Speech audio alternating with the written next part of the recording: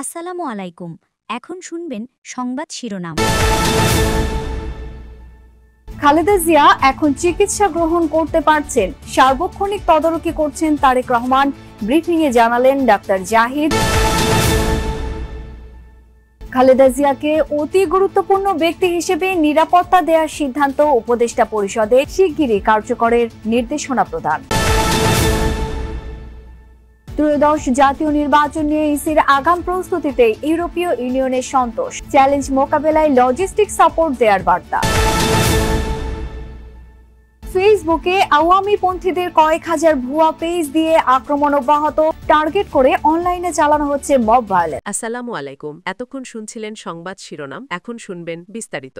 BNP chairperson Khaleda Zia বর্তমানে চিকিৎসা গ্রহণ করতে পারছেন, সবার দোয়ায় সুস্থ হওয়ার আশা প্রকাশ করেছেন তার ব্যক্তিগত চিকিৎসক ডাক্তার AZM জাহিদ হোসেন। দুপুরে রাজধানীর এভার কেয়ার হাসপাতালের সামনে এক আনুষ্ঠানিক ব্রিফিংয়ে এসব তথ্য জানান তিনি। বলেন, তারেক রহমান সার্বক্ষণিক খালেদা জিয়ার চিকিৎসা সংক্রান্ত বিষয়ে তদারকি করছেন। এ সময় দেশবাসীর কাছে দোয়া চান ডাক্তার জাহিদ। এছাড়াও কোনো ধরনের গুজবে কান না দেওয়ার অনুরোধ করে সবাইকে ধৈর্য ধরার আহ্বান জানান তিনি। এর আগে সোমবার খালেদা জিয়ার চিকিৎসায় 5 সদস্যের চীনা মেডিকেল টিম ঢাকায় পৌঁছেছে। উন্নত চিকিৎসার জন্য খালেদা জিয়াকে বিদেশ নেয়ার বিষয়টি প্রয়োজনে গঠিত মেডিকেল বোর্ড সিদ্ধান্ত দেবে বলেও জানান তিনি। বিদেশি চিকিৎসক দল খালেদা জিয়ার চিকিৎসার জন্য কাজ করছেন বলেও জানান তিনি। আজ যুক্তরাজ্য থেকে আসবে বিশেষজ্ঞ চিকিৎসক দল। প্রায় 1 সপ্তাহ ধরে রাজধানীর এভার কেয়ার হাসপাতালে চিকিৎসাধীন বিএনপি চেয়ারপারসন। দেশি বিদেশি ডাক্তারদের সমন্বয়ে গঠিত মেডিকেল বোর্ডের নির্দেশনায় চলছে তার চিকিৎসা। বলা যায় এক ধরনের যে রুদ্ধশ্বাস পরিস্থিতি তৈরি হয়েছিল, বিশেষ করে গতকাল রাত থেকে এক ধরনের উৎকণ্ঠার যেই পারদ সেটি ক্রমাগত বাড়ছিল, সেরকম একটা পরিস্থিতির অবসান হলো ব্রিফিংয়ের মাধ্যমে।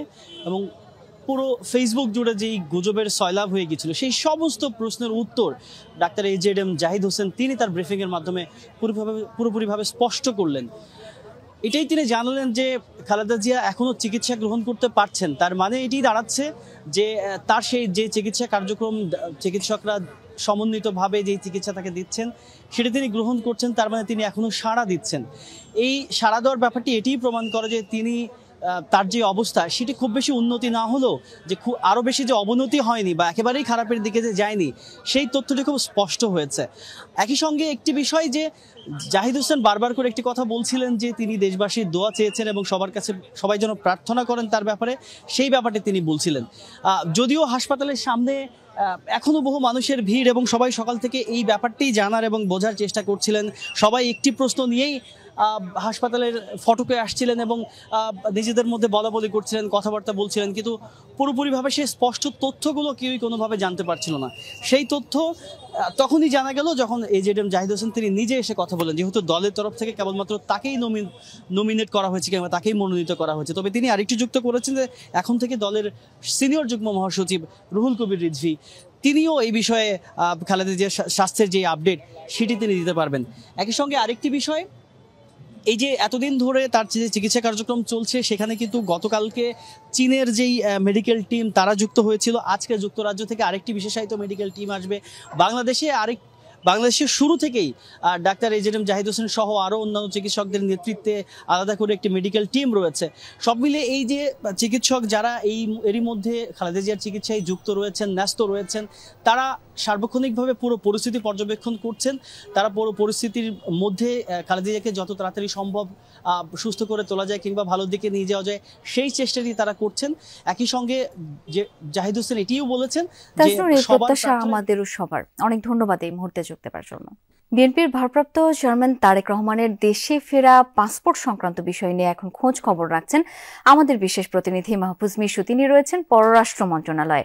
সরাসরি তার কাছে যাব এখন। মিশু, তারেক রহমানের ফেরা নিয়ে নানা গুঞ্জন, এ ব্যাপারে লন্ডনে বাংলাদেশ মিশন বা পররাষ্ট্র মন্ত্রণালয় কি বলছে? শাওন, সকাল থেকে আসলে এই বিষয়ে আমরা খোঁজখবর রাখছিলাম। একটু আগে অন্তর্বর্তী সরকারের যিনি পররাষ্ট্র উপদেষ্টা তৌহিদ হোসেন, তার সঙ্গে আমাদের কথা হয়েছে। তিনি নেমে যাচ্ছিলেন।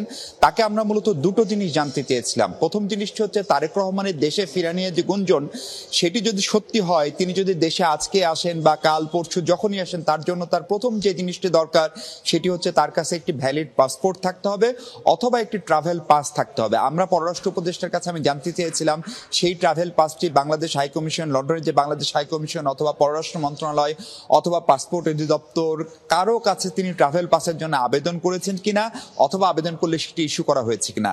সরকারের পররাষ্ট্র উপদেষ্টা তৌহিদ হোসেন নিশ্চিত করে বলেছেন যে এখন পর্যন্ত, অর্থাৎ দুপুর 1টা পর্যন্ত বাংলাদেশ সময়, জনাব তারেক রহমান বাংলাদেশে আসার জন্য ট্রাভেল পাসের জন্য কোনো আবেদন করেননি, হাইকমিশনের সঙ্গে কোনো যোগাযোগ করেননি।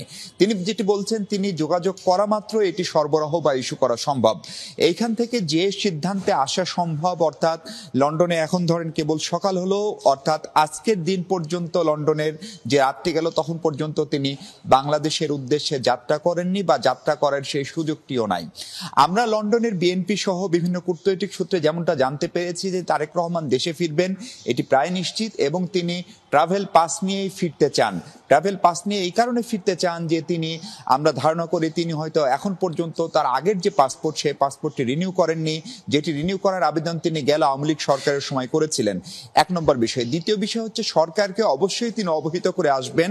পররাষ্ট্র উপদেষ্টা তৌহিদ হোসেন বলছেন যে এখন পর্যন্ত বাংলাদেশ সরকারের কোনো পর্যায়ে বিএনপির দলের পক্ষ থেকে অথবা বিএনপির ভারপ্রাপ্ত চেয়ারম্যান তারেক রহমানের পক্ষ থেকে লন্ডন বা ঢাকা থেকে উনার ফেরার বিষয়ে অবহিত করা হয়নি। এই ফেরার বিষয়টি অবহিত করা কেন জরুরি?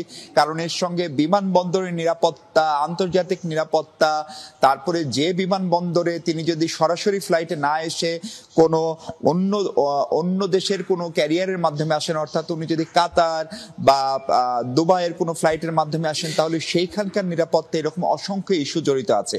বিশেষ করে সবশেষ তারেক রহমান সাহেবের যে ফেসবুক স্ট্যাটাস, সেখানে তার সেই নিরাপত্তাটি যে খুবই গুরুত্বপূর্ণ সেটি বাংলাদেশ সরকার আমলে নিচ্ছে। ফলে সেই বিষয়টিও সরকার এখন পর্যন্ত আনুষ্ঠানিকভাবে জানে না।